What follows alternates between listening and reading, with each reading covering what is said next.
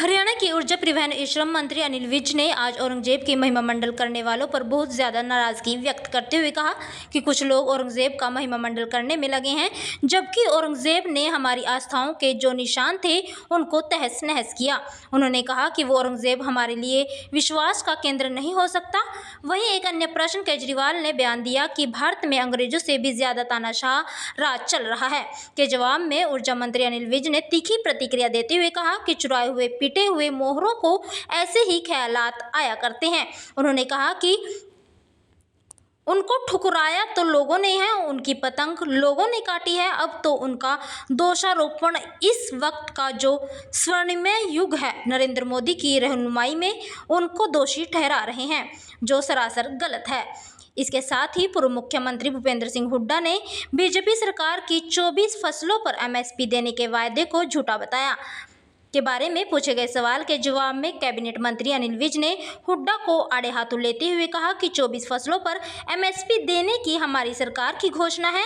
अगर कोई हुड्डा साहब की फसल है तो बताएं, उस पर भी काम किया जाएगा। सरकार जो है कार्रवाई हो रही है और कई नए प्रोजेक्ट्स भी इसमें बात की जा रही है। ये हरियाणा विधानसभा का सेशन जितनी सीटिंग्स इस बार हो रही है उतनी आज से पहले कभी नहीं थी, और अध्यक्ष महोदय सारों को बोलने का समय दे। स्वस्थ प्रजातंत्र का उदाहरण है। हमारी सरकार आने से पहले जब कांग्रेस की सरकार थी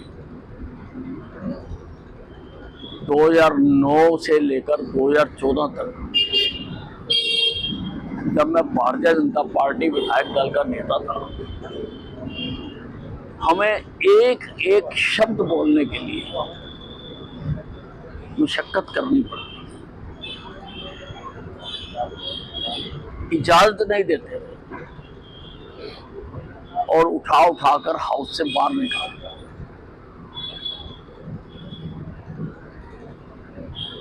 इस बार एक भी बार ऐसा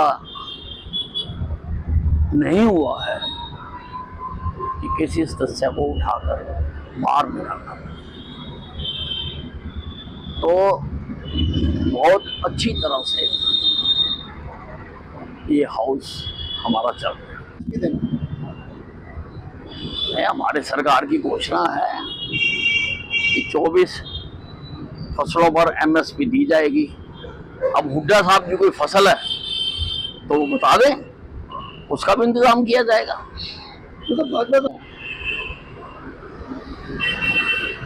ऐसे ही ख्यालात पाया करते हैं। उनको ठुकराया तो लोगों ने है, उनकी पतंग लोगों ने काटी है। अब वो इसका दोषारोपण इस वक्त का जो स्वर्णिम युग है नरेंद्र मोदी जी की रहनुमाई में, अब वो उसको दोषी ठहरा रहे हैं। ये ठीक बात नहीं।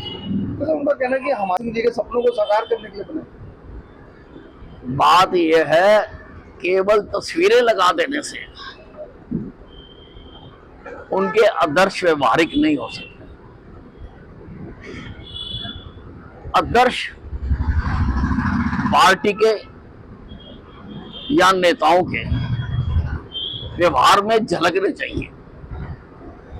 जिन महापुरुषों की इन्होंने तस्वीरें लगा रखी हैं, उन्होंने कब कहा था कि शराबें बांटो? उन्होंने कब कहा था कि ठेके खुलवाओ? उन्होंने कब कहा था कि भ्रष्टाचार करो? उनकी जो कहानियां हैं उसके विरुद्ध जाकर आपने और आपकी पार्टी ने आचरण किया है, तो कैसे मान लें कि आप उनके आदर्शों पर चलते हैं? देखिए, हमारी हरियाणा सरकार टीबी के बारे में बहुत गंभीरता से काम कर रहे हैं और सभी स्थानों पर टीबी सेंटर खोले गए हैं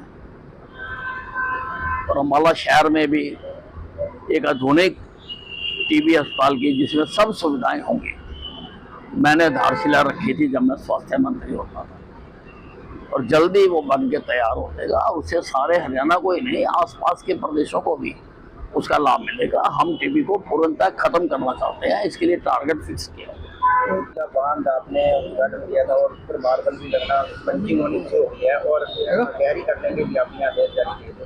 कब तक ये काम कंप्लीट हो पाएगा?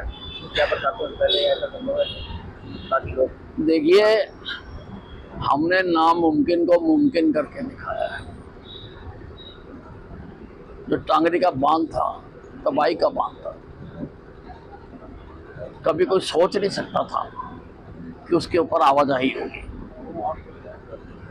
मैंने उसके ऊपर गांव माजरा से लेके घसीटपुर तक 8 किलोमीटर लंबी सड़क बनवा दी, लाइटें लगवा दी और अब 6-6 फुट और चौड़ी करने का उस पर काम शुरू करा दिया।